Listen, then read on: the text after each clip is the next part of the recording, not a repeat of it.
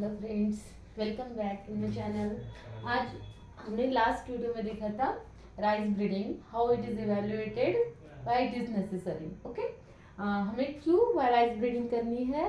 For the new variety development, for the variety development against to the environmental change, for the variety development to the avoid the new commitment of the new types of diseases. अगर नए नए diseases आ रहे हैं, environment change हो रहा है, तो उसको चैलेंज करने के लिए हमें हमेशा इम्प्रूवमेंट तो चालू ही रखना है। तो अभी हम देखेंगे objectives of plant rice breeding. तो first objective is according to the plant breeding objective वही होगा कि हमें हायर यील्ड के लिए चाहिए। For the higher yield will be the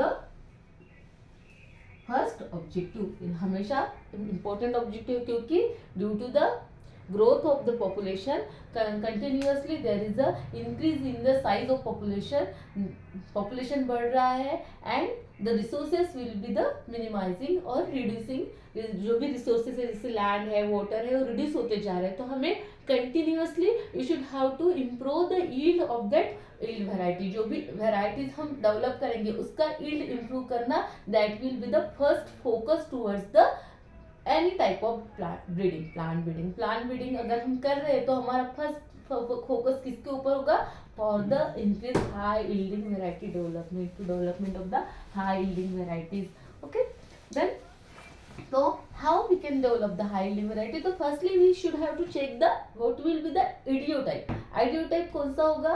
तो आइडियोटाइप अगर हम राइस प्लांट के लिए ले रहे हैं तो ऑब्वियसली पहले जो before the green revolution the varieties which are utilize in the rice crop, वो कैसी होती थी? बहुत टॉलेस्ट वेराइटी होती थी। राइस और व्हीट की टॉल वेराइटी होती थी, जो कि क्या थी?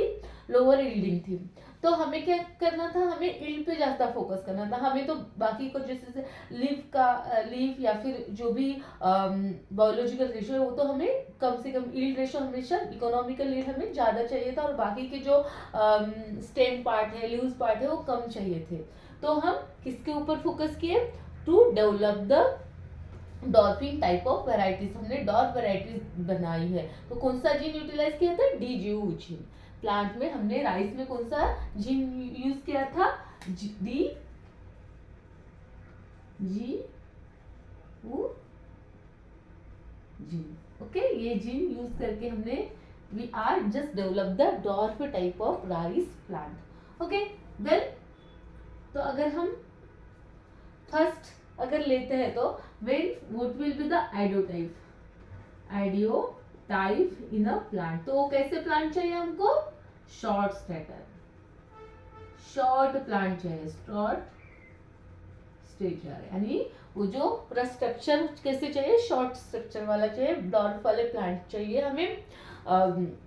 हार्डली उसकी हाइट 60 70 80 100 तक जा सकती, 100 सेंटीमीटर तक जा सकती है, तो उससे भी कम ही, तो that will be the prefer. ऐसे हम प्लांट लेट प्रिफर करेंगे। देन हम क्या प्रिफर करेंगे? We will be prefer the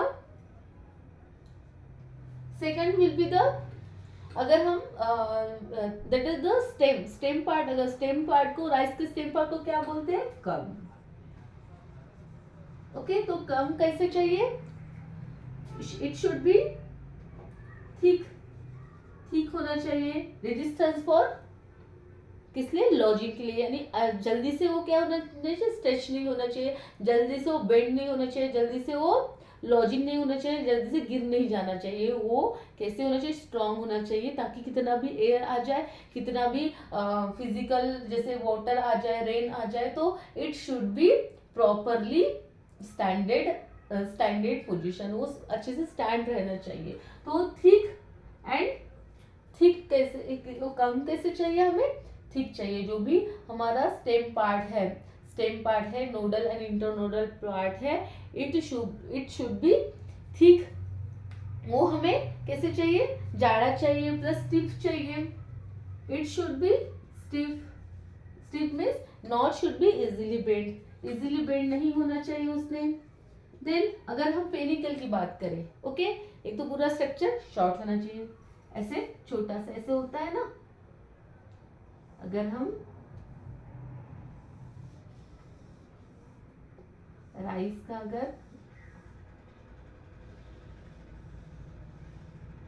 अगर हम प्लांटलेट की बात करते हैं तो ये कैसे होना चाहिए, शॉर्ट होना चाहिए, शॉर्ट होना चाहिए। देन अगर हम इसके पेनिकल की बात करेंगे, पेनिकल की बात करेंगे, जो भी पार्ट है which will be bear the fruits, means grain bear करता है, उसको हम पेनिकल्स कहते हैं। तो वो कैसे चाहिए, इट शुड बी कॉम्पैक्ट, ऐसे एकदम ऐसे कॉम्पैक्ट एक ही जगह पे चाहिए, ऐसे इधर उधर ऐसे ऐसे नहीं चाहिए। तो it should B panicle should be compact, okay, compact type panicle चाहिए। देन कॉम्पैक्ट रहेंगे तो क्या होगा, क्या होगा, स्ट्रेट रहेगा वो, it will B that plant will be straight, that plant will be strong, easily radiation, the solar radiation वो इजीली अंदर तक जा सकेगी, ताकि वो अच्छे से जो भी डिसीज अगर होता है, यहाँ पे कुछ इंसेक्ट वगैरह होते हैं वो भी डेड हो सकते हैं, अच्छे से वो सोलर रेडिएशन का यूटिलाइज कर सकेंगे, फोटोसिंथेटिक एक्टिविटी उसकी अच्छी होगी, क्योंकि वो डायरेक्टली आके यहाँ पे गिर सकेंगे, लीव्स पे गिर सकेंगे। तो इट शुड बी कॉम्पैक्ट, तो panicle should be compact and high tillering. और टिलर कैसे होने चाहिए, हाई टिलरिंग होनी चाहिए, बहुत सारे हाई टिलरिंग, यानी एक को हम पेनिकल बोलेंगे, पूरे को हम टिलर्स बोलेंगे, ऐसे बहुत सारे आ जाते हैं, यहाँ से आ जाएंगे, यहाँ से आ जाएंगे, यहाँ से आ जाएंगे, तो इसको हम टिलर्स बोलेंगे। यहाँ से भी पेनिकल आ जाएगा, यहाँ से भी पेनिकल आ जाएगा, तो इसको हम टिलर्स बोलेंगे। तो टिलर्स बहुत सारे चाहिए, क्यों चाहिए,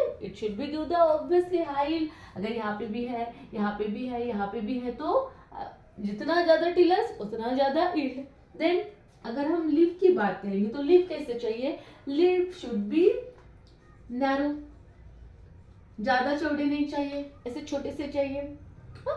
ऐसे लंबे चाहिए, छोटे से, हाँ, ऐसे ज्यादा ऐसे चौड़े वाला नहीं चाहिए हमें।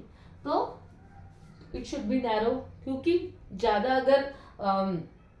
अगर पूरा जो एनर्जी है वो लीफ के डेवलपमेंट में लगा लेगा, तो पेनिकल कैसे बना पाएगा, टिलर्स कैसे बना पाएगा ना प्लांट। इसलिए हम फोकस कम करेंगे, किसके ऊपर फोकस कम करेंगे, लीफ के नैरो शेप के, ओके।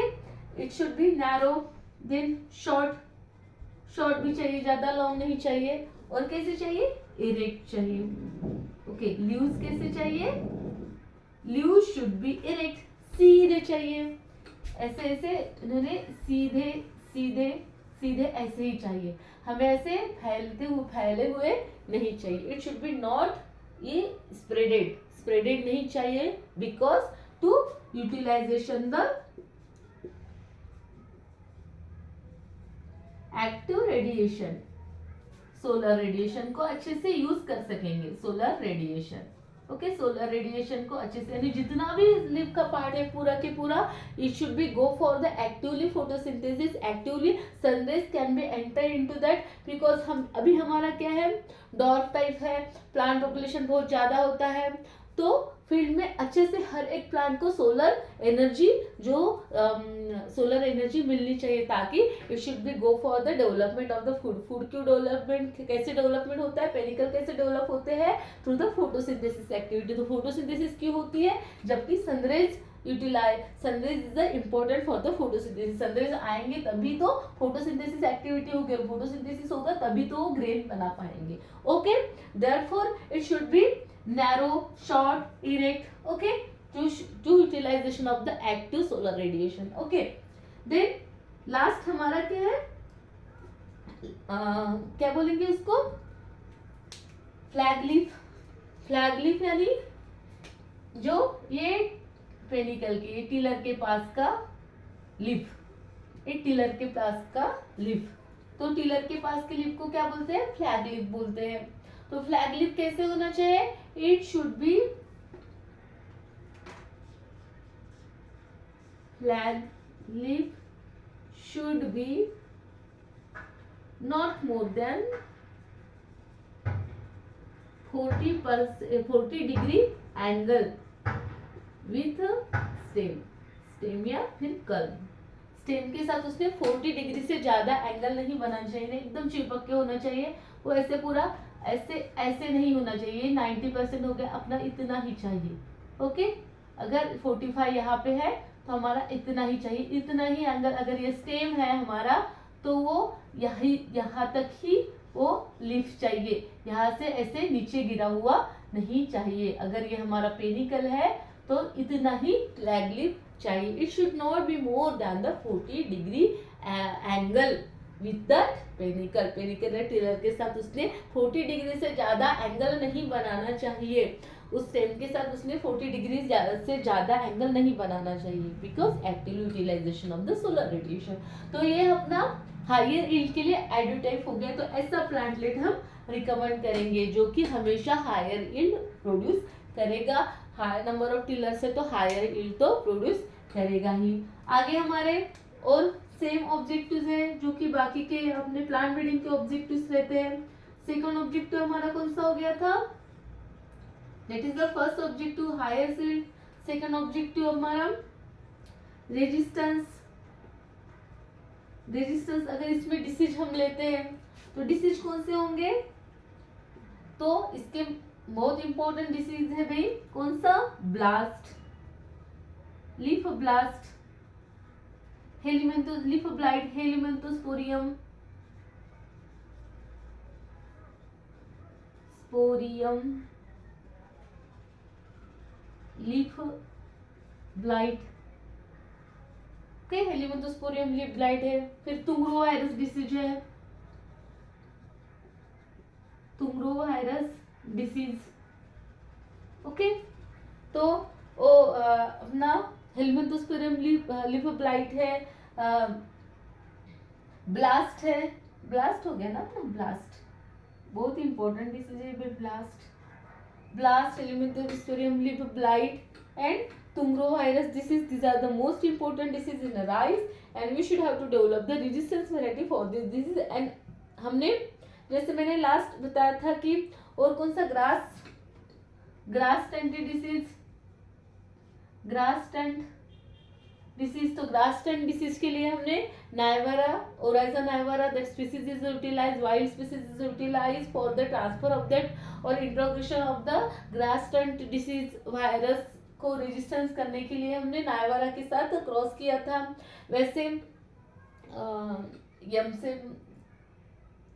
यम से कुछ है, मैं आगे बताऊंगी। तो उस स्पीसीज का utilize for the development of the resistance variety in the blast, rice resistance variety blast में डेवलप करने के लिए हमने कुछ ऐसे प्लांटलेट, ऐसे जो ब्लास्ट के लिए भी हमने कुछ वाइल्ड रिलेटिव्स और वाइल्ड स्पीसीज यूटिलाइज किए हैं जिसके थ्रू हम ब्लास्ट रेजिस्टेंस वैरायटी डेवलप कर सकते हैं। देन हमारा अगर हम इंसेक्ट की बात करें तो इसमें इंपॉर्टेंट इंसेक्ट्स है राइस में, that is the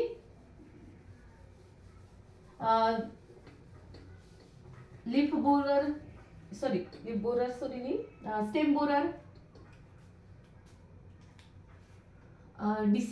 insect resistance.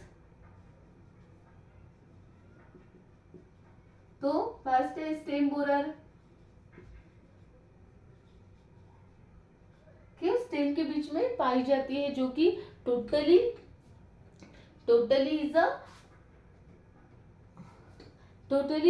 Reduce the yield को रिड्यूस करती है। टोटली इंटरनली वो प्लांट को हॉलो कर देती है, स्टेम पार्ट को पूरा हॉलो कर देती है, that can not be produce the in economical part, produce नहीं कर पाते।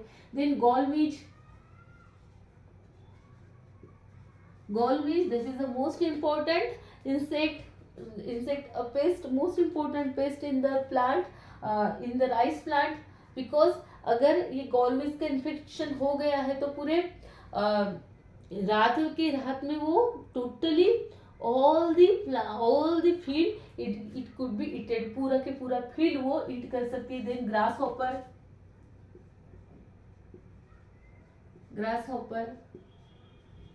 that is one also important pest in the rice. Okay, तो ऐसे इसके रेजिस्टेंस वैरायटीज हमें बनानी है। तो the plant breeding, rice breeding के थ्रू हमें ऐसे रेजिस्टेंस वैरायटीज बनानी है। देन हमारा आ गया क्वालिटी। क्वालिटी के लिए कैसा चाहिए? वे mostly prefer the long grain. तो वेरी लॉन्ग को किसको कहते हैं, वेरी लॉन्ग ग्रेन किसको कहेंगे, when it is the more than 7 millimetre length, rice length. अगर 7 मिलीमीटर से ज्यादा लेंथ है, 7 मिलीमीटर से ज्यादा अगर लेंथ है तो उसको वेरी लॉन्ग और एक्सट्रीम लॉन्ग राइस बोलेंगे, जो कि ग्रेन है। ग्रेन का अगर लेंथ 7 मिलीमीटर से ज्यादा, जैसे बासमती है, super basmati, that is having the in long grain type rice, then very long, then long type, that is the 6 to 7 millimeter, then medium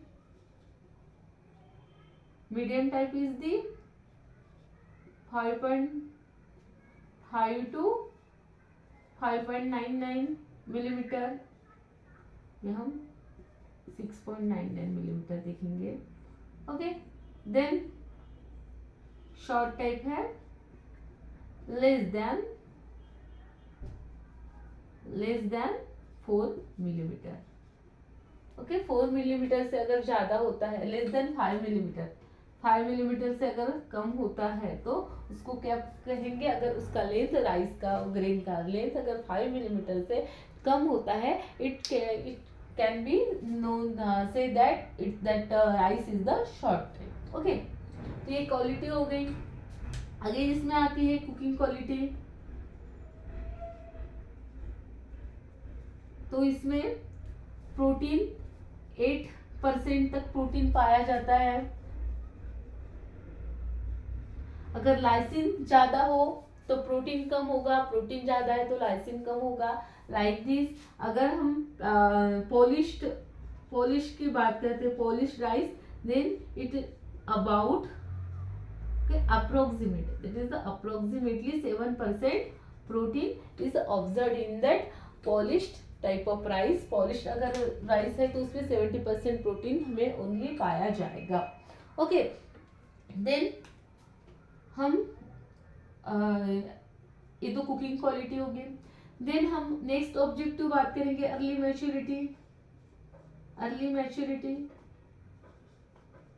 maturity के लिए it will be, अगर अर्ली मैच्योरिटी का बात करते हैं तो near about the most of the rice crop are grown up to the 100 days. 100 days में grown हो जाती है, लेकिन 100 से अगर कम डेज में which are the rice variety are complete its life cycle before the 100 days, then it will be called as the early maturing variety. तो उसको हम क्या बोलेंगे, अर्ली मैच्योरिंग वेराइटी। अगर लेस देन 100 डेज है, 100 डेज है तो उसको, जैसे एग्जाम्पल है अपना को 666, तो को 666 is the early maturing variety.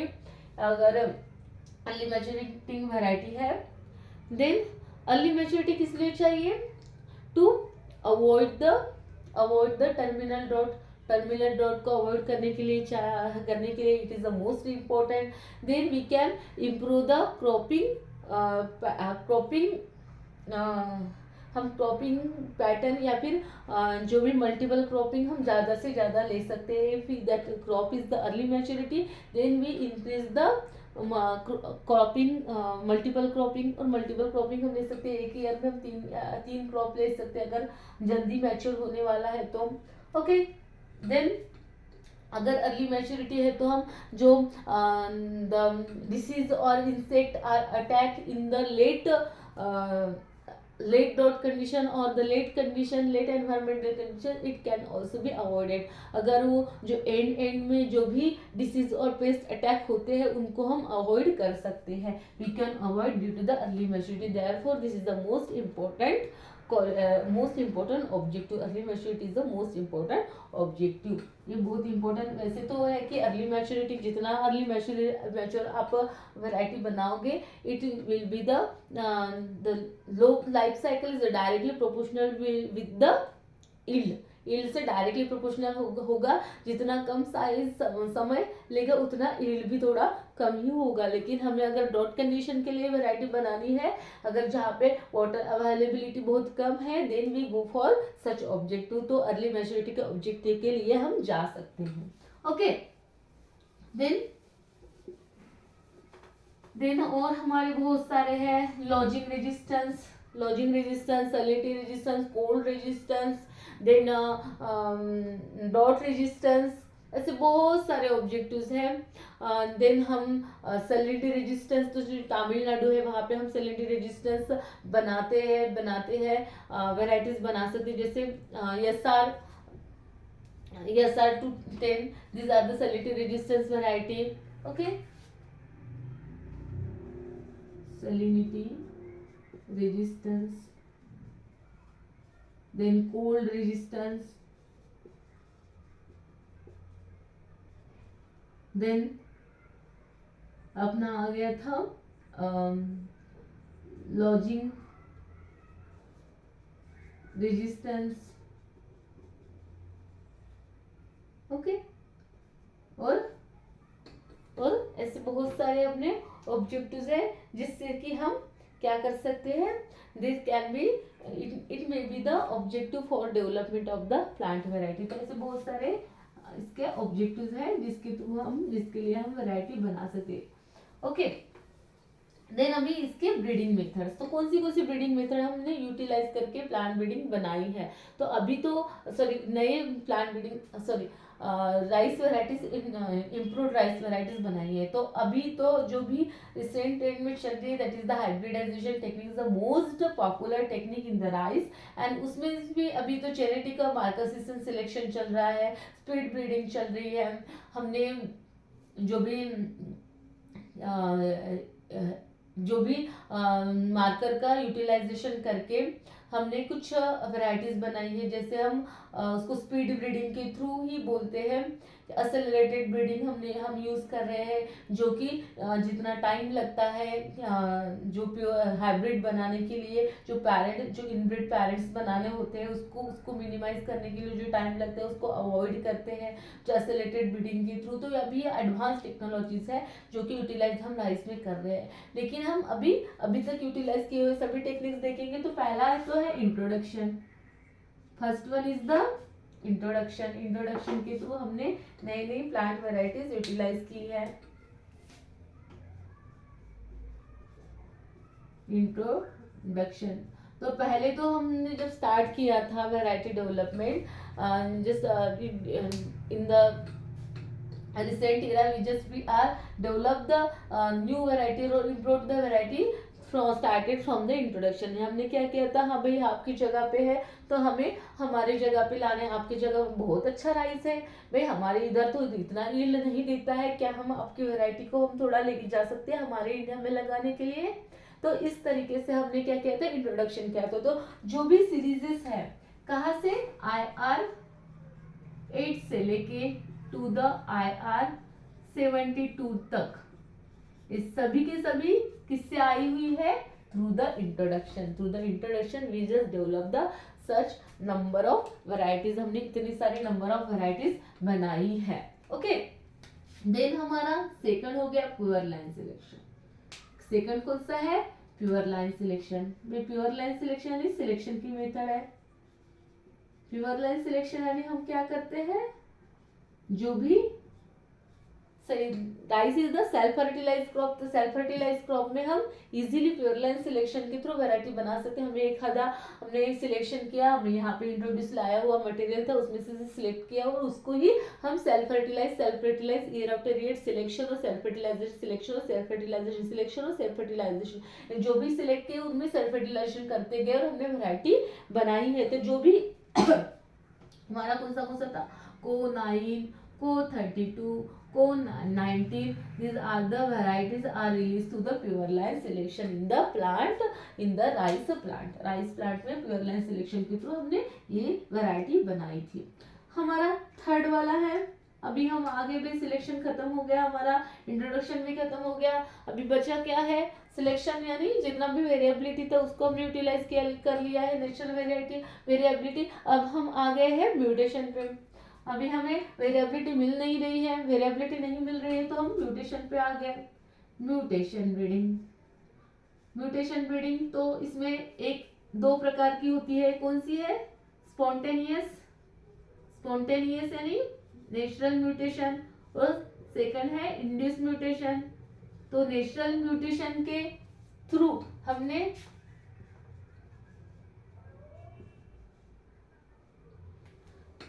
Natural mutation के थ्रू हमने एडीटी 41 और 24, ठीक 24, ठीक J24, ये वैरायटी हमने spontaneous mutation. Spontaneous mutation means the mutation occurring in the natural condition. Nature में जो भी म्यूटेशन जो कि बहुत कम फ्रीक्वेंसी में पाया जाता है, 0.001% 1000 में से एक म्यूटेशन हमें पाया जाता है, तो हमने इससे म्यूटेशन के थ्रू वो ऑब्जर्व किया, हाँ भाई ये म्यूटेशन अच्छा है, हमें इंपॉर्टेंट हो सकता है, तो हमने वो ऑब्जर्व किया, उससे वैरायटी बनाई, that is the natural mutation. Then induce mutation, हमने केमिकल का यूटिलाइजेशन करके, हमने इंडक्शन करके गैमेटोसाइट या फिर गैमेटोस, हाँ तो हमने आर्टिफिशियल म्यूटाजिन का यूज करके हमने क्या किया है, just develop the new variety. तो इसका Jagannath, this is the most popular example for the induce variety, Jagannath.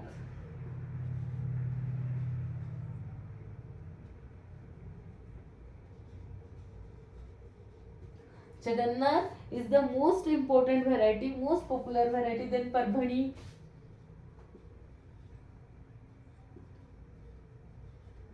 then Jagannath, Parbhani, Prabhavati,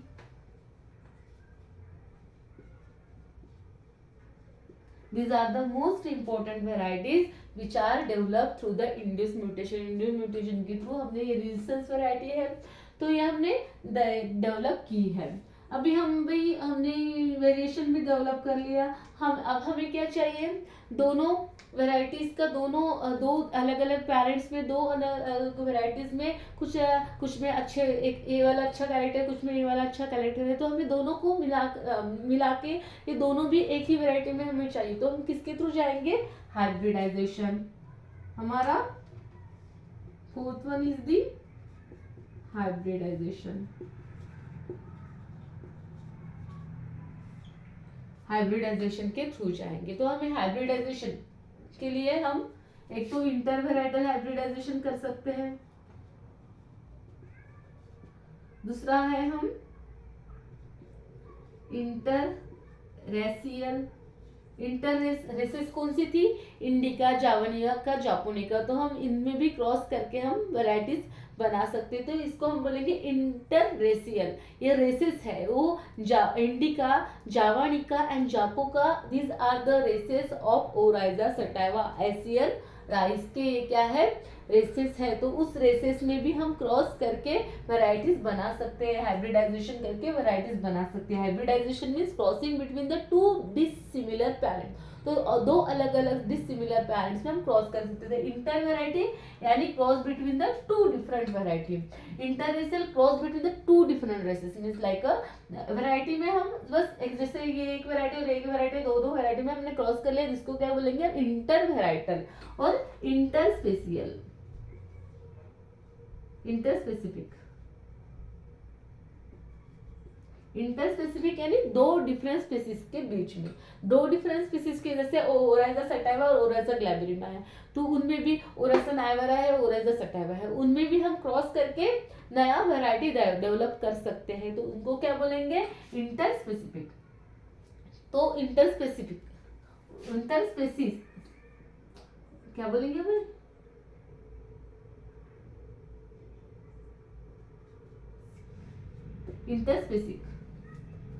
इंटरस्पेसिक उसको क्या बोलेंगे हम, interspecific crosses. Okay, interspecific crosses हम उसको बोलेंगे कि इंटरस्पेसिफिक ही interspecific. Interspecific, intervarietal, interracial. Okay, then fifth one अपना हो गया हेटेरोसिस. तो वही इसमें आ जाता है. हम हाइब्रिडाइजेशन के लिए क्यों गए थे? ये जो इंटरवेराइटल था, इंटरवेराइटल में हमने heterosis, hybrid, heterosis means hybrid development, heterosis means hybrid development. हमने हाइब्रिड, तो ये हाइब्रिडाइजेशन, तो हाइब्रिडाइजेशन के लिए इसी का पार्ट हो गया, इसको नाम नहीं देंगे. तो ये क्यों हम हाइब्रिडाइजेशन के लिए गए? क्योंकि हमने डिस्कवर किया कि इसमें हेटेरोसिस है. Heterosis means there is a superiority of F1 over its parent. तो उसके पेरेंट के ऊपर अगर सुपेरिटी है तो उसको क्या बोलेंगे हम? Superiority of F1. अगर F1, ये जो P1 एंड P2, ये इसमें जो मिला है F1, ये F1 दोनों से भी अच्छा है. क्यों है? बिकॉज यहाँ पे हेटेरोसिस है. तो ये हमने ऑब्जर्व किया. ये हमने ऑब्जर्व करने के बाद भाई बोला हम यहाँ इसमें हाइब्रिड वैरायटी डेवलप कर सकते हैं, क्योंकि हम सभी क्रॉप में हाइब्रिड वैरायटी डेवलप नहीं कर सकते हैं. बहुत सारे क्रॉप है जिसमें हम हाइब्रिड यूटिलाइज नहीं करते, क्योंकि वहाँ पे हेटेरोसिस नहीं होता. हेटेरोसिस क्या बोलते हैं? हेटेरोसिस यानी superiority of F1 over it's both parent. अगर पेरेंट से भी अच्छा अगर F1 निकल रहा है, हम जब भी क्रॉस कर रहे हैं तो इसका F1 अच्छा ही निकल रहा है. हाँ, ये हमें अगर 50 kg यील्ड दे रहा है, ये हमें अगर 80 kg यील्ड दे रहा है, तो ये हमें कितना देगा? 90 kg तक यील्ड देगा. तो ये क्या हो गया? हेटेरोसिस हो गया है. इसको क्या बोलेंगे हम? हेटेरोसिस. तो हेटेरोसिस के अलग अलग प्रकार होते हैं. हेटेरोबेल्टोसिस यानी बेटर पेरेंट के ऊपर इससे भी ज्यादा. एवरेज हेटेरोसिस यानी इनका एवरेज भी दे सकता है. तो हमें किस प्रकार के हेटेरोसिस चाहिए हम वो यूटिलाइज कर सकते हैं. तो इसमें हेटेरोसिस होता है जिसकी वजह से हमने हाइब्रिड डेवलपमेंट की, हम अभी हाइब्रिड डेवलपमेंट इसमें करते हैं. ओके, तो ये हाइब्रिड डेवलपमेंट. तो अभी हाइब्रिड में आगे जाके हम मार्कर सिस्टम सिलेक्शन से भी इसमें वैरायटीज बना रहे हैं. अभी हम जो रिवर्स ब्रीडिंग यूटिलाइज कर रहे हैं. अभी जो बहुत सारे प्रोजेक्ट चल रहे हैं इसमें रिवर्स ब्रीडिंग के प्रोजेक्ट चल रहे हैं. रिवर्स ब्रीडिंग का मैंने ऑलरेडी एक लेक्चर किया है. तो राइस ब्रीडिंग में अभी वो रिसेंटली प्रोग्रेस टॉपिक है. 2019-2014 में स्टार्ट हुआ था प्रोजेक्ट. तो अभी उसमें चल रहे हैं, क्योंकि जो हाइब्रिड डेवलपमेंट रिवर्स ब्रीडिंग में क्या होता है, जो ब्रीडिंग हम सिंपली यूज करते हैं, हाइब्रिड यूज करते हैं, जो हमारे P1 और P2 पेरेंट थे, तो ये कैसे चाहिए था? हमें इनब्रिड लाइन चाहिए थी. तो हमें इनब्रिड लाइन तो हम इजीली बना सकते हैं, क्योंकि सेल्फ पॉलिनेटेड क्रॉप है. लेकिन कुछ क्रॉप में हम नहीं बना सकते, या फिर हमें रिवर्स में नहीं जा सकते, हम उसको रिकवर नहीं कर पाते F1 को. कभी कभी हमारा मिल जाता है, लेकिन हम F1 को रिकवर नहीं कर पाते हैं. तो इसलिए हम रिवर्स ब्रीडिंग का यूज करते हैं. तो हमें हेटेरोसिस में अभी बहुत सारा जो भी वर्क चल रहा है वो हेटेरोसिस ब्रीडिंग के ऊपर चल रहा है, हाइब्रिड डेवलपमेंट के ऊपर चल रहा है. तो हम हाइब्रिड डेवलपमेंट, अभी हम बाकी का तो आपको पता है कि इंट्रोडक्शन तो हमने भाई उठा के ला लिया. Introduce the new type of cultivator where it is not grown earlierly in the new area. जहाँ पे कल्टीवेटेड हो रहा है, cultivated area to transfer into the new area where it is not cultivated earlierly. जहाँ पे हमने पहले cultivated नहीं किया था उसमें हमने ट्रांसफर कर लिया, उसको बोलेंगे इंट्रोडक्शन. उसके बाद pure line selection. Pure line selection is the selection, continuous selection and self fertilization. Selection and self fertilization, selection and self. इसमें कोई हम दो पेरेंट नहीं यूज करने वाले हैं भाई. एक ही हमारा पॉपुलेशन है, हेटेरोजाइगस पॉपुलेशन में एक प्लांट उठाएंगे, हेटेरोजीनियस पॉपुलेशन से एक प्लांट उठाएंगे, और उसी को हम सेल्फ फर्टिलाइजेशन यानी होमोजाइगस बनाएंगे. तो progeny of homozygous plant in the self fertilized crop, it is called as the pure line. Pure line इसको बोलते हैं. फिर म्यूटेशन किसके थ्रू होता है? म्यूटेशन होता है स्पॉन्टेनियसली, सडनली हेरिटेबल चेंज होता है, जो कि हमें ऑब्जर्व हुआ है. अगर नेचुरल में है तो हमने ऑब्जर्व किया है, ऑब्जर्व के साथ हमने उसकी वैरायटी बनाई है, उसको हमने सिलेक्ट किया, सिलेक्शन से हमने सेल्फ फर्टिलाइजेशन वैरायटी बनाई.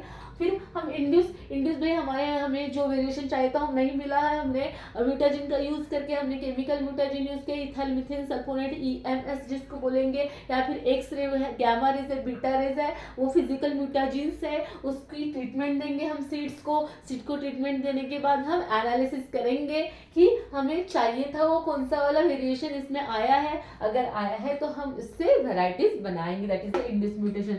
फिर हम आ गए थे हाइब्रिडाइजेशन के. हाइब्रिडाइजेशन में इंटरवेराइटल यानी जो P1 और P2 थे वो कौन थे? एक एक ए वैरायटी थी और एक ही दूसरी वैरायटी, तो दो वैरायटी में क्रॉस कर लिए उसको हम इंटर वैराइटल क्रॉस हाइब्रिड बोलेंगे। फिर इंटररेशियल रेसेस कौन सी थी, इंडिका, जावानिका, जापोनिका। तो इंडिका और जावानिका के बीच अगर हम क्रॉस कर रहे हैं तो हम क्या बोलेंगे, इंटररेशियल। हम अगर जावानिका और जापोनिका के बीच हम क्रॉस कर रहे हैं तो उसको क्या बोलेंगे, इंटररेशियल।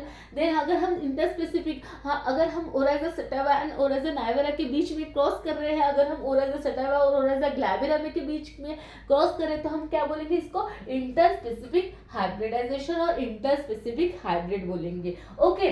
देन हेटेरोसिस क्या है, superiority of F1 over its parents. तो हमने जब ऑब्जर्व किया कि राइस में हेटेरोसिस पाई जाती है तो हम यूज कर सकते हैं ना भाई, क्योंकि तो हमें अच्छी हाई यील्डिंग वैरायटी चाहिए। तो हाई यील्डिंग वैरायटी कब बनेगी, जब F1 और ज्यादा एक्सप्रेस होगा। जो भी पेरेंट है, पेरेंट में वेरिएबिलिटी जितनी थी उससे भी ज्यादा F1 उसका बहुत काम में आ रहा है, बहुत ज्यादा यील्ड दे रहा है, क्योंकि हम तो पेरेंट में नहीं मिल सकता है। तो हमने क्या किया, हाइब्रिडाइजेशन प्रोग्राम चालू किया। तो कहाँ पे चालू हो गया था, सबसे पहले हेटेरोसिस कब डिस्कवर किया था, 1926 में। 1926 में सबसे पहले फर्स्ट हेटेरोसिस इज रिपोर्टेड। उसके बाद चाइना में भी, क्योंकि उसकी पॉपुलेशन तो ज़्यादा थी, सबसे ज़्यादा पॉपुलेशन चाइना में थी। और चाइना में अभी तो इंडिया आ गया है, तो पहले नंबर पे आ गए भी पॉपुलेशन के हिसाब में। और फिर हमें भी इसलिए ज़रूरत चाहिए, हमें जितना एडवांसेस हो सकता है क्रॉप, क्योंकि इतना ज़्यादा पॉपुलेशन को पालना है भाई, तो उसके लिए तो हमें हाई यील्डिंग वैरायटी चाहिए। हमारे रिसोर्सेज कम होते जा रहे हैं, हमारे जो भी कल्टिवेटेड लैंड है वो इंडस्ट्रियल लैंड में, अर्बन लैंड में, सिटीज़ में कन्वर्ट होते जा रहे हैं। तो हमें हाई यील्डिंग वैरायटी की ज़्यादा से ज़्यादा जरूरत है। तो हमने क्या किया, चाइना ने भी क्या किया, उसको चाहिए था हाई यील्डिंग वैरायटी, उसने 1926 में हेटेरोसिस है भाई ये निकाला। फिर उसने 1964 में फर्स्ट हाइब्रिड प्रोग्राम चालू किया। First hybrid program is a started. First hybrid program का स्टार्ट हुआ उसका, rice hybrid program is started in 1964। कौन है फादर, फादर इज द वॉन पिंग इसको बोलेंगे, ये जो वोंग पिंग, ओके। पिंग is the father of hybrid rice. तो कब इन्होंने, in 1974 first hybrid variety is a developed. ये जो कि किसके बेस पे थी, थ्री लाइन बेस के ऊपर डिपेंड थी। उन्होंने 1970 में कहा कि हम यूटिलाइज कर सकते हैं। 1970 में उन्होंने मेसलिटी को डिस्कवर किया ताकि हम कमर्शियली हाइब्रिड राइस बना सकेंगे, क्योंकि मेसलिटी के सिवा हम कमर्शियली हाइब्रिडाइजेशन नहीं कर सकते, क्योंकि वो तो सेल्फ पोलिनेटेड टब है, उसके फ्लावर तो बहुत छोटे छोटे हैं। क्या हम मैनुअली उसको निकाल सकते हैं, मैनुअली हम उसको मेस्टराइल बना सकते हैं, मैनुअली हम पोलन के उसके निकाल सकते हैं, नहीं निकाल सकते हैं।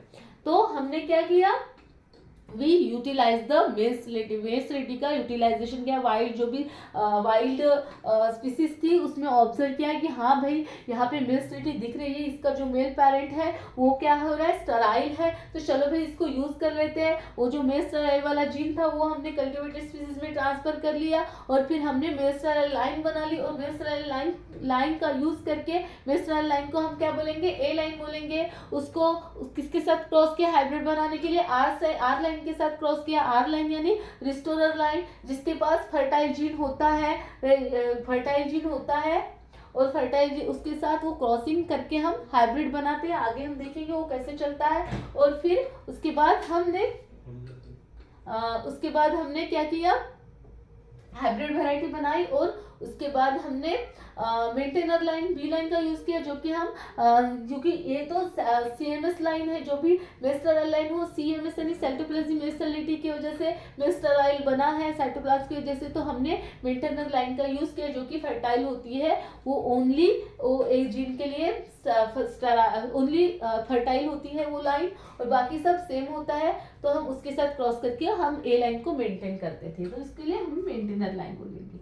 तो भाई इसमें राइस में कौन से लाइन यूज होते हैं, थ्री लाइन टू लाइन भी यूज होती है। तो एनवायरमेंटल सेंसिटिव मेस्टलिटी हम यूज कर सकते हैं राइस क्रॉप में हाइब्रिड डेवलपमेंट करने के लिए। तो हम हाइब्रिडाइजेशन का प्रोग्राम देखेंगे, भाई हाइब्रिडाइजेशन कैसे होता है राइस में, हाइब्रिड वैरायटी हम कैसे बनाते हैं राइस में। ओके, तो राइस में हम 2 जीन पाए जाते हैं,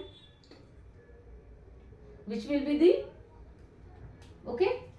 तो 3 लाइन का पहले हम बात करेंगे, 3 line hybrid variety, A line, B line and R line. Okay, तो ए लाइन इसमें 2 जीन पाए जाते हैं, मेल स्टेराइल जीन कौन से है, RF1 and RF2। these are the male sterile gene, these are the both are the male sterile gene पाए जाते हैं। ओके, देन ये बी लाइन क्या कैसी होती है, इसमें जो भी हमने ये यूज किया है male sterility, that male sterility, A line is a male sterile line. कौन सी male sterility, cytoplasmic, cytoplasmic male sterility है, और इसमें हमने यूज किया है CGMS, cytoplasmic genetic male sterility. तो इसमें जीन है RF1 RF2, और इसमें साइटोप्लाज्मिक में स्टेराइल साइटोप्लाज्मी पाया गया है। ओके, तो हम कैसे क्रॉस करते हैं, ए का क्रॉस बी के साथ, किसके लिए, to maintain the A line, यानी मेल स्टेराइल लाइन। ओके, और सेकंड क्या है, और टू हाइब्रिड डेवलपमेंट के लिए हम क्या करेंगे, A into R. Okay, A into R करेंगे, तो अगर इसका प्रोडक्ट है तो ये क्या बन जाएगा, ए लाइन बन जाएगा। अगेन हम मेंटेन करेंगे, तो इसी का आर के साथ हम यहाँ पे आर ही लिख लेते हैं। ओके, ए इंटू आर ही लिख लेते हैं, जाने दो।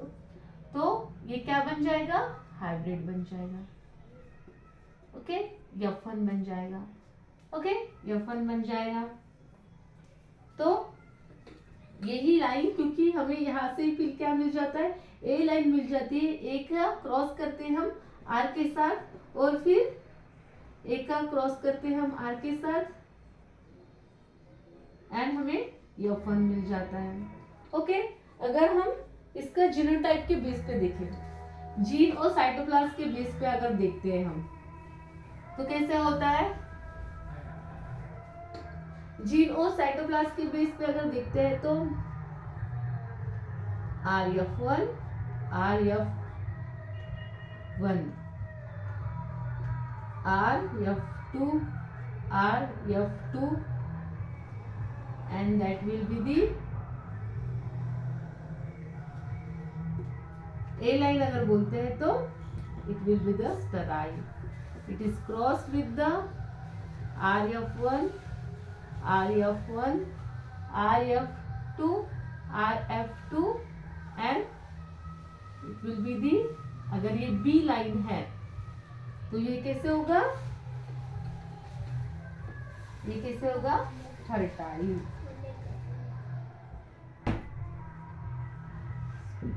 एंड ये होगा फर्टाइल। ओके, तो ये क्या मिल जाएगा हमें, we will be the observed, क्या मिल जाएगा, RF1 RF2 और ये क्या मिल जाएगा, इसका साइटोप्लाज्म ऑब्वियसली स्टेराइल ही मिलेगा। ओके, स्टेराइल मिल जाएगा। ओके, तो ये हो गया हमारा ए लाइन, यानी हमें ए लाइन को हम नेक्स्ट जनरेशन में लेके गए, क्योंकि इसका स्टेराइल साइटोप्लाज्म होने के कारण वो सेल्फ फर्टिलाइज नहीं हो पाता, क्योंकि उसके मेल यानी पोलन ग्रेन ही स्टेराइल है, फर्टाइल नहीं है, तो वो खुद के साथ तो क्रॉसिंग नहीं कर पाएगा, तो उसको दूसरे की हेल्प लगेगी। तो किसकी लगेगी? बी लाइन की हेल्प लगेगी। इसीलिए हम बी लाइन को क्या बोलते हैं? मेंटेनर लाइन बोलते हैं। आगे और अभी हम देखेंगे कि हाइब्रिड कैसे बनता है। तो हाइब्रिड कैसे बनेगा? Hybrid will be develop like the RF1, RF1, RF2, RF2। ये कौन हो गया? ए लाइन। ये किसे आएगा? Cytoplasm that is cross with the RF1, sorry ये कैपिटल है, ये रिस्टोरर जीन है। ये रिस्टोरर हमेशा डोमिनेंट होता है। रिस्टोरर जीन नहीं होगा तो मेल स्टेरिलिटी नहीं बना सकेगा, मेल फर्टाइल नहीं बना सकेगा। RF2, RF2, तो ये हो गया हमारा मेल फर्टाइल। साइटोप्लाज्म कैसे है? Male fertile. अगर हम इसका क्रॉस करते यानी हम हाइब्रिड बनाते, ये कौन सी हो गई? ए लाइन, और ये कौन सा हो गया? Are line. ओके, अगर हम इसका क्या बनाते हैं? हाइब्रिड बनाते हैं। तो हाइब्रिड कैसे बनेगा? RF1, RF1, RF2, RF2, and that will cross.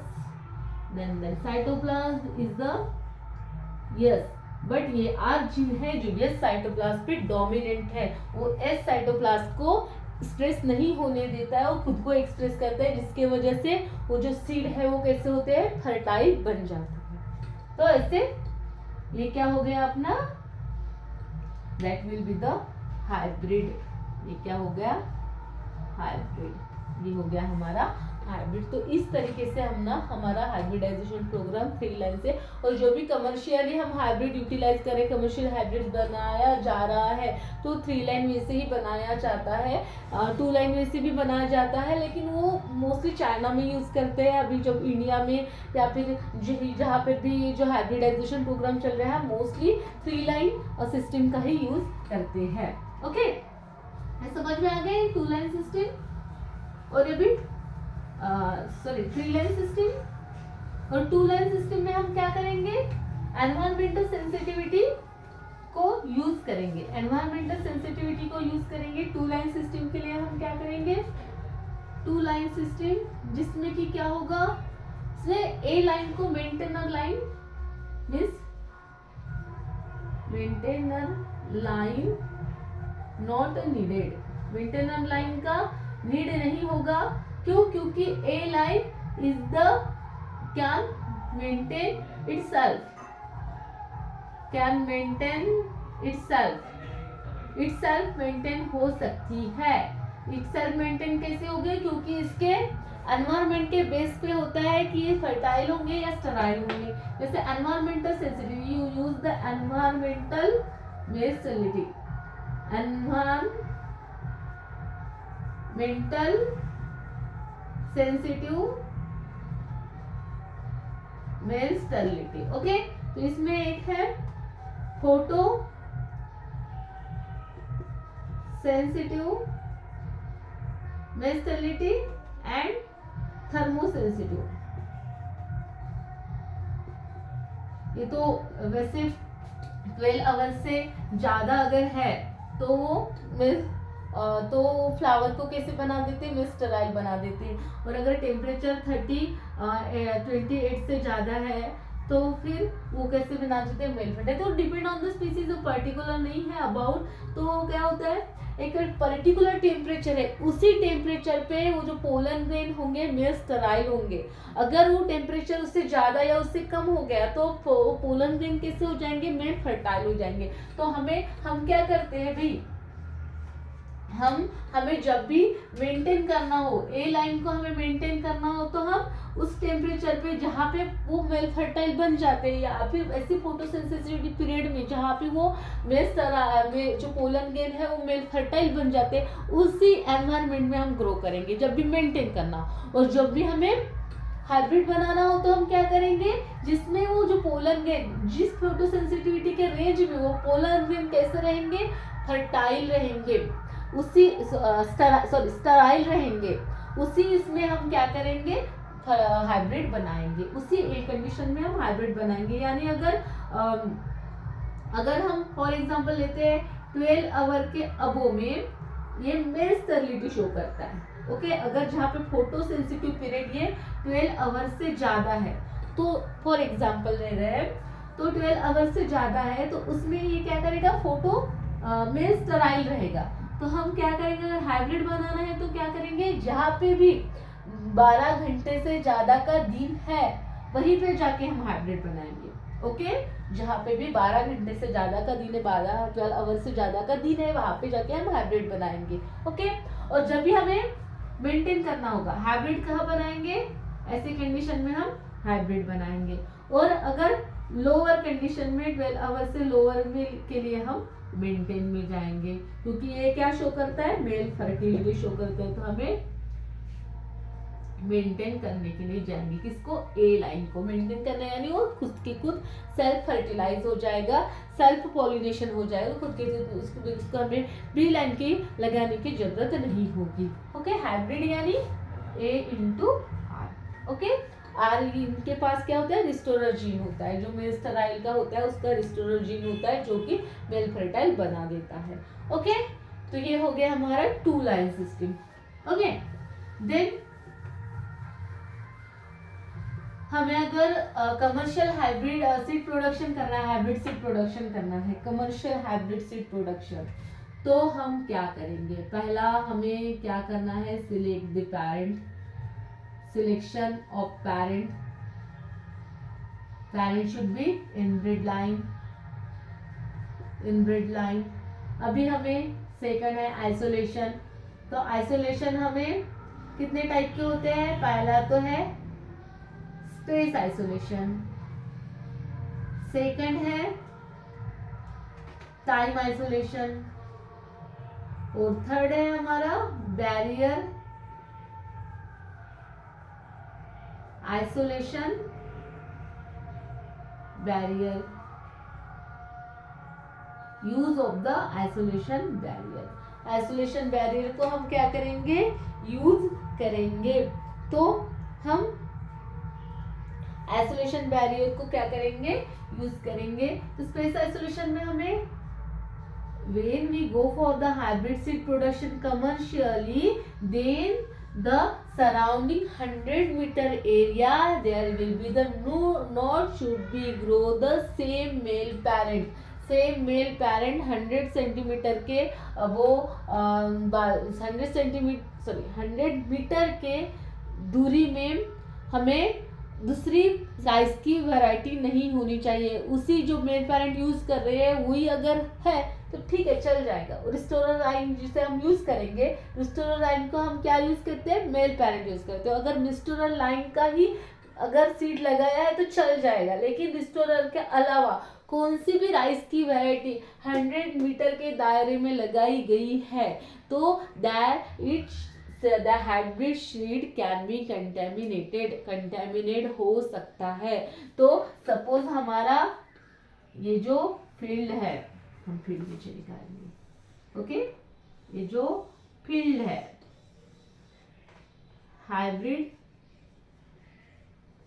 Seed production field, तो इसके 100 मीटर में, इसके 100 मीटर में, यहाँ पे भी 100, यहाँ पे भी 100 और यहाँ पे भी 100 मीटर में कौन सा भी राइस का वैरायटी नहीं लगाना चाहिए। यहाँ पे भी राइस को नहीं लगना चाहिए, उस वैरायटी को नहीं लगना चाहिए, दूसरा क्रॉप लेते जाना चाहिए। 100 के बीच में, 100 के भी आगे में चल जाएगा, लेकिन 100 मीटर तक नहीं लगाना चाहिए, okay. Then time isolation, time isolation कितने दिन का होगा, ये तो था space isolation, time isolation should be 20 days. अगर टाइम आइसोलेशन ले रहे हैं तो उसका हेडिंग टाइम, अगर 100 सेंटीमीटर में राइस की वैरायटी लगाई गई है तो उसका अगर हम नहीं फॉलो कर पा रहे हैं 100 centimetre distance, sorry 100 metre distance में, सेंटीमीटर बोले तो प्लीज मीटर है वो, इतना ध्यान में रखना। तो 100 मीटर डिस्टेंस में अगर कोई राइस वैरायटी कल्टिवेटेड की गई तो उसका हेडिंग यानी उसका जो पेनिकल इमर्जेंस पीरियड है, जिसका जो फ्लावरिंग है वो और वो में 20 डेज का डिफरेंस होना चाहिए।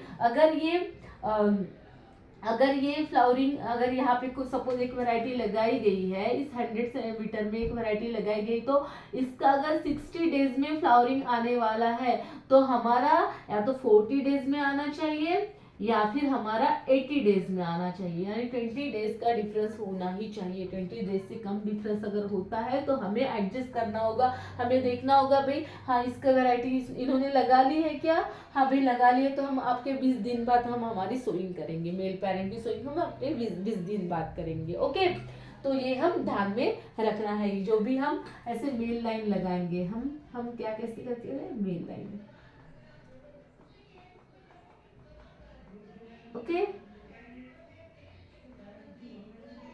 मेल लाइन लगाते हैं और ये हम ऐसे फीमेल लाइन लगाते हैं।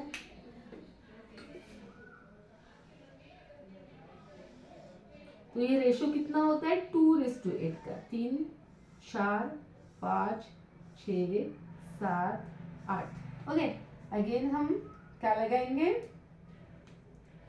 मेल लाइन लगाएंगे।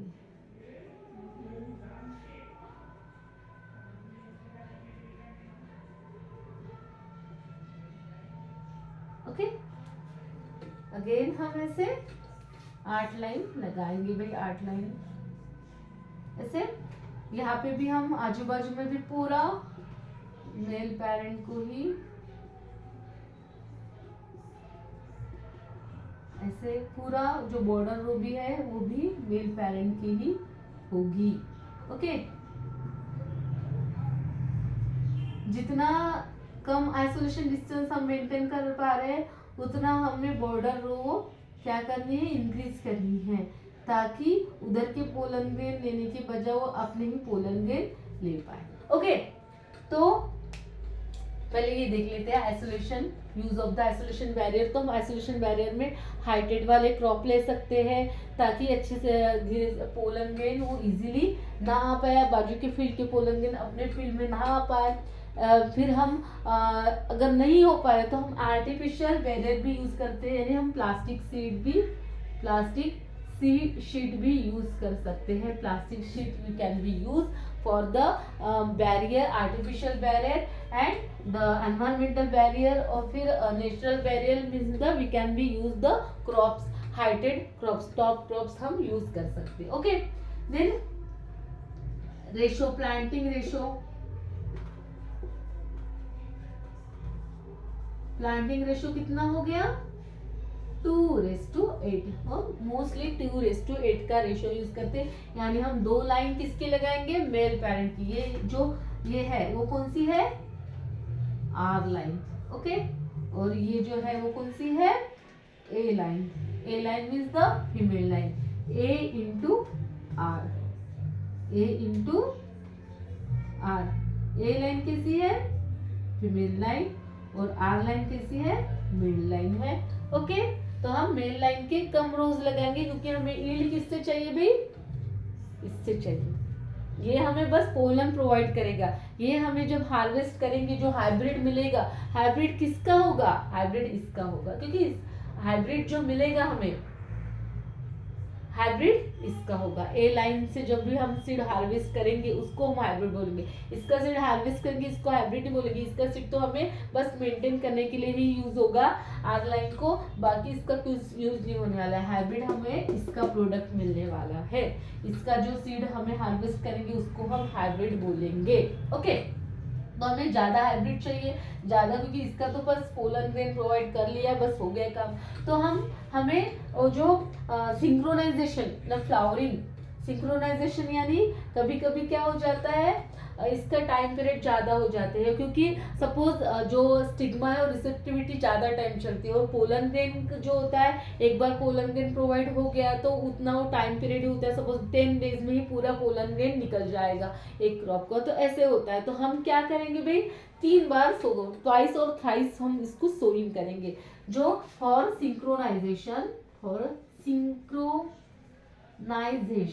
सिंक्रोनाइजेशन फ्लावरिंग सिंक्रोनाइजेशन, फ्लावरिंग की समानता, फ्लावरिंग सिंक्रोनाइजेशन क्यों इंपॉर्टेंट है फ्लावरिंग सिंक्रोनाइजेशन, वो भी अर्लीनेस। और अगर ये वैरायटी अर्ली है, ये जो ए लाइन है ये अर्ली वैरायटी है, अर्ली वैरायटी यानी ये हो जाती है, इसकी फ्लावरिंग आ जाती है 50 डेज में एक ही, ओके, और इसकी फ्लावरिंग आ जाती है 40 डेज में, ओके। अर्ली नहीं, हम इसकी 60 डेज, इसको अर्ली बोले ना तो इसको लेट बोलेंगे, 60 डेज में आ जाती है।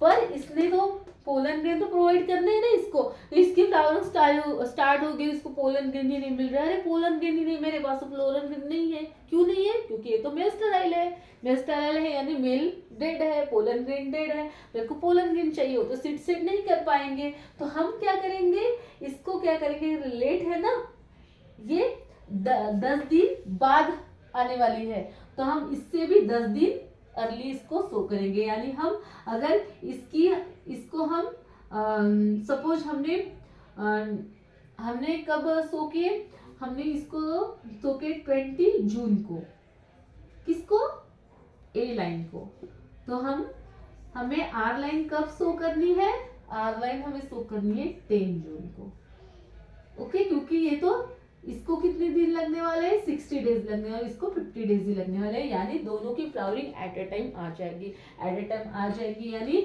फिर वो उसको अच्छे से क्या कर सकेंगे, पोलन ग्रेन प्रोवाइड कर सकेंगे। तो ऐसे हमें for the flowering synchronization you should have to adjust the sowing time as according to the flowering time of the A line and R line. तो अगर यही हम ये लेट है और ये अर्ली है, ये 40 डेज में है, तो हम क्या करेंगे, इसका 20 जून है तो हम इसका 30 जून कर देंगे, ऐसे इस तरह से हम मैनेज कर सकते हैं। और तभी भी इसका जो फ्लावरिंग टाइम है, हमें इसे बहुत ज़्यादा, अगर स्टिग्मा रिसेप्टिविटी ज़्यादा टाइम चल रही है तो हमें इसको 3 बार लगाएंगे, किसको, ए लाइन को, सोन इन ट्वाइस और थ्राइस, थ्राइस यानी हम कितने डेज के इंटरवल में, 5 to 7 डेज इंटरवल, अगर हम थ्राइस ले रहे हैं तो जो मिडल वाली डेट है, date of sowing should be match with the A line को, जो मिडल वाली डेट है, अगर हम 3 बार इसकी सोइंग कर रहे हैं, 3 बार किसकी सोइंग करेंगे, आर लाइन की अगर 3 बार सोइंग कर रहे हैं तो पहली सोइंग और दूसरी पहली, दूसरी और तीसरी, तो दूसरी सोइंग की डेट हम कितनी रखेंगे, 20 जून, ए लाइन के इक्वल की डेट रखेंगे। उसके बाद अगर 5 डेज इंटरवल है तो इसको हम 15 जून और इसको हम 25 जून, ताकि वो अच्छे से पोलन ग्रेन क्या कर सके, प्रोवाइड कर सके, ओके। इस तरह से हमें सिंक्रोनाइजेशन के लिए एडजस्टमेंट करना है, ओके, हाइब्रिड सीड डेवलपमेंट करते टाइम, ओके। अगर हम स्पेसिंग की बात करते हैं, ये समझ में आ गया आपको, अगर हम स्पेसिंग की बात करते हैं तो हमें स्पेसिंग कितनी रखनी है, हमें आर लाइन में स्पेसिंग रखनी है, in the R line spacing रखनी है हमें, row to row spacing, plant to plant spacing 15 and row to row spacing 30 centimetre, 15 centimetre and 30 centimetre, okay. और हमें ए लाइन में कितना स्पेसिंग रखना है, 15 बाय 15 सेंटीमीटर, और हमें आर और एंड ए लाइन की स्पेसिंग में कितनी स्पेसिंग रखनी है, 20 सेंटीमीटर, ओके। यानी हमारी ये कितनी हो जाएगी, ये हो जाएगी 20 सेंटीमीटर, ओके। ये कितनी हो जाएगी, ये कितनी हो जाएगी, 30 सेंटीमीटर। ओके, ये स्पेसिंग। ओके, 30 सेंटीमीटर, ये हो जाएगी अपना 20 सेंटीमीटर, यानी ए लाइन टू आर लाइन। और ये कितनी स्पेसिंग हो जाएगी? 15 सेंटीमीटर। प्लांट टू प्लांट कितनी स्पेसिंग हो जाएगी? इसकी हो जाएगी, दोनों की भी 15 सेंटीमीटर ही हो जाएगी। ओके, तो इस तरह से हमें स्पेसिंग का भी ध्यान रखना है ताकि हम ज्यादा से ज्यादा यील्ड को रिकवर कर सकेंगे। ओके, और ये ट्रांसप्लांटिंग हम क्या करते हैं? ट्रांसप्लांटिंग करते हैं। आर लाइन की उतना नहीं, लेकिन ए लाइन की तो ट्रांसप्लांटिंग करते हैं हम एक जगह पे एक या दो सीडलिंग को क्या करते हैं? ट्रांसप्लांट करते हैं राइस में। तो इस प्रकार अपना ये seed hybrid seed production plot हो जाएगा। हाँ भाई, अभी हम ये हो गया। और हमें क्या चाहिए? इस रोगिंग चाहिए, तो रोगिंग हमें हमेशा करते रहनी है। जितना हम क्रिटिकली हमें ऐसे नहीं जाना है कि हमें 2 बार या 3 ही बार, हमें कंटिन्यूअसली रोगिंग हम फील्ड में इंस्पेक्शन करते रहना है, रोगिंग करते रहना है। कौन सा भी ऑप्टाइप दिखे, यानी हमारा फिफ्थ स्टेप कौन सा हो गया? रोगिंग का। हमें जो भी ऑप्टाइप अगर प्लांटलेट दिखता है, removal of the off type plantlet, that is called as the roguing disease plantlet. या फिर पोलन शेडर यानी क्या होगा? ए लाइन में हमें अगर यहाँ पे हमें आर लाइन दिख जाती है, यहाँ पे आर दिख जाता है, ए लाइन में मिक्सचर है आर लाइन का, तो हम उसको पोलन शेडर बोलेंगे। तो पोलन शेडर दिख जाते हैं तो ये हमें रिमूव करना है। ओके, और लास्ट हमारा है हार्वेस्टिंग। हार्वेस्टिंग कैसी करनी है? Harvesting previously should be harvest the R line. पहले आर लाइन को हार्वेस्ट कर लो भाई, मेल पेरेंट को पहले हार्वेस्ट कर लो। उसके बाद, क्योंकि मेल पेरेंट का हमें कुछ लेना देना नहीं है, बस किसके लिए लेना देना है? मेंटेन करने के लिए ही चाहिए। हाइब्रिड तो हमें मिलेगा ए लाइन से, तो हमें ए लाइन हमने अच्छे से अलग अलग, आर लाइन को पहले हार्वेस्ट करके छोड़ दो, फिर ए लाइन को आराम से हार्वेस्ट करो, आराम से थ्रेश करो और आराम से अलग से रख लो। उसमें कुछ भी मिक्सचर नहीं होना चाहिए। अगर हमें दिखता है कुछ भी मिक्सचर तो उसको निकाल लेना है। ऑफ टाइप या फिर अगर सीड के बेस पे, ग्रेन के बेस पे कोई मिक्सचर दिखता है तो हमें निकाल लेना है। ओके, तो ये हमारा पूरा हाइब्रिड सीड प्रोडक्शन हो गया था। हमने हाइब्रिड सीड प्रोडक्शन का प्रोग्राम कब से स्टार्ट किया था? started in the ICAR, Indian council of agriculture research में किया था, collaborated with the IRR, international rice research institute के साथ हमने कोलैबोरेशन में कब स्टार्ट किया था? 1989 में। अभी भी वो चल रहा है। ऑर्डर प्रोजेक्ट के थ्रू से हमने हाइब्रिड सीड प्रोडक्शन किया है, हाइब्रिड राइस वैरायटीज डेवलप की है। अभी तक हमने 35 हाइब्रिड राइस वैरायटी डेवलप की है। हाइब्रिड राइस, उसमें से हमारी जो 23 है वो गवर्नमेंट GOI के गवर्नमेंट ऑफ इंडिया ने बनाई है, यानी गवर्नमेंट यूनिवर्सिटीज ने बनाई है। और 12 जो है वो प्राइवेट इंस्टीट्यूट के थ्रू हमारी हाइब्रिड वैरायटीज बनी हुई है। ओके, तो इस और हमें जो भी ये जो 35 के 35 है वो 3 लाइन वे से बनी है, 2 लाइन वे से नहीं बनी है। ओके, तो ये हमारा हो गया राइस ब्रीडिंग कंप्लीट। कोई अगर डाउट है तो you can ask me. Okay, thank you friends.